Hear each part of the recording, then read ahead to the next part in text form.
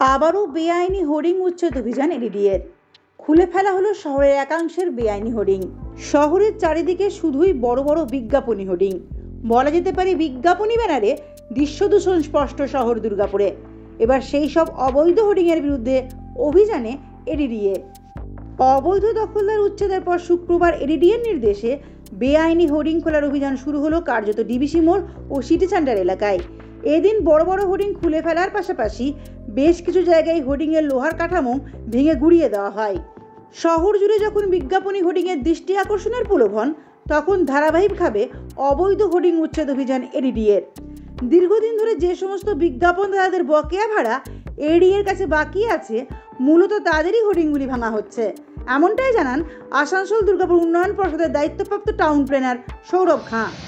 আমরা এখানে অবৈধ যে হোর্ডিংগুলো আছে ওইগুলো আমাদের ভাঙার পরিকল্পনা চলছে, এগুলো এখনো ভাঙানো হচ্ছে। মানে পুরো পেমেন্ট এগুলো অনেক দিন থেকেই বাকি রয়েছে, 2-3 বছর 4 বছর থেকেও বাকি রয়েছে কিছুগুলো।